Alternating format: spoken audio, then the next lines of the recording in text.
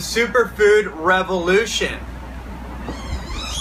This is one of my favorite topics, and it's such a vast topic.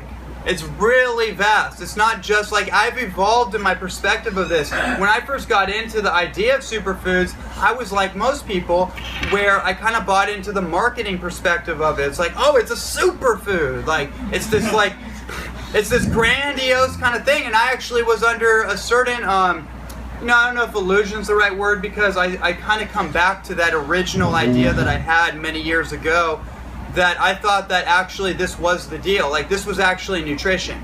Everything else was like food. Like raw food. I was like, you know what? I'm starting to wonder if that's even necessary. I started to get into this like really fasting trip. I actually was like, I got to a point where I was doing 4 days of water fasting, and I started like talking to my fruitarian friend, or my 80-10-10 friend, Steve, who I used to live with in LA for some time. And after a while, I'm on this fast, and he's like blending up bananas and stuff, and I'm like, dude, you and your food, man.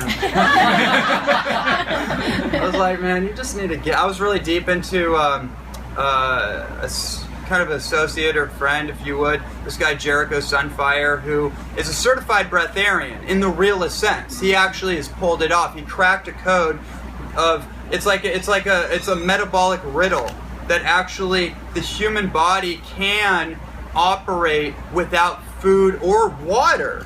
That's a deep riddle that we're not going to unravel here, but he actually figured it out over 17 years.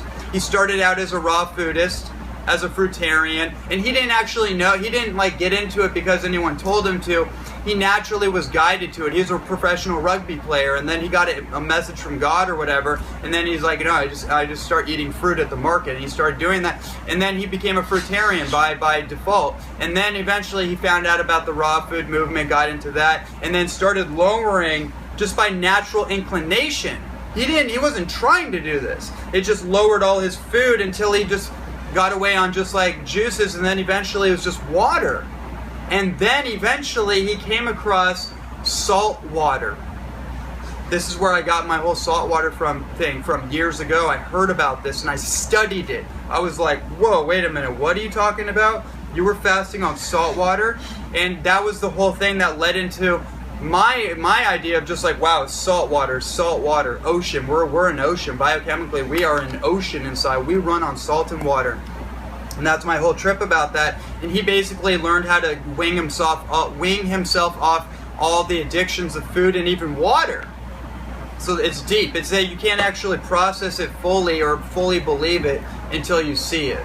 Or until you have an experience that's close enough to like, wow, okay, I can see how that might be possible. Right? But anyways, so I started to really get into this idea that food was actually not what we thought it was. Even organic food, like that's just filler. It's just filler material.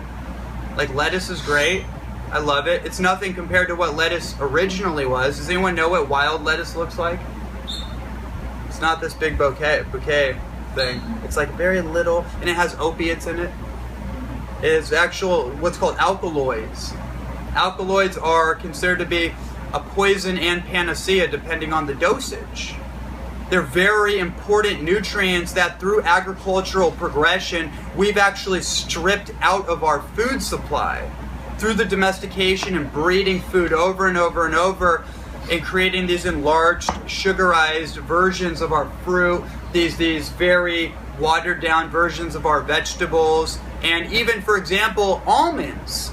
You may have heard in cancer research there's a nutrient called vitamin B17, Laetrile, or amygdalin.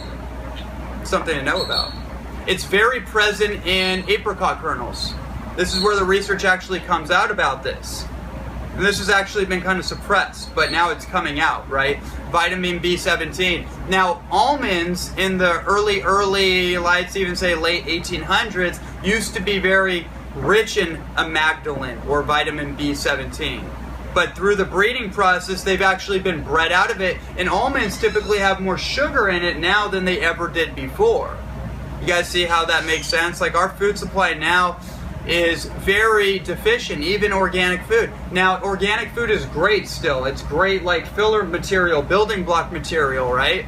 But now when we talk about superfoods, We're talking about a whole classification of nutrition that has always been available in human culture, but it's been compartmentalized depending on the region in the world that you are from, the culture that you're from, and that kind of thing. We didn't have the universal shopping market called Amazon.com that we have now.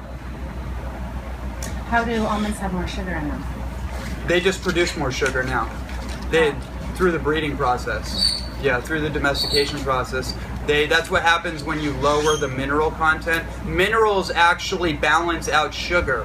Food typically is not supposed to have a lot of sugar, like free-form glucose, simple sugar. That's a misnomer. That's a misunderstanding. The fruit that we have, watermelons, apples, plums, persimmons, what am I thinking of? Papayas, mangoes, all that kind of thing that we associate as being super sweet fruit. Normally that fruit wouldn't be that sweet. You notice if you drink this coconut water, it's not as sweet as the coconut water that you get in the store, is it? That's because that's a wild food. That's a wild coconut. And the human body is not meant to be running on this influx of sugar in the bloodstream all the time. Especially if you come from specific cultures like Native American cultures, which we know now are hyper-diabetic, hypoglycemic. They can't take a lot of carbohydrates. They definitely can't take a lot of alcohol. Alcohol addictions, what's that all about? It's a sugar addiction, basically. I bet you anything, someone has an alcohol addiction, they have a fungal infection. And that's like a demon. It keeps causing them to constantly reach, right? Very important connection to make. So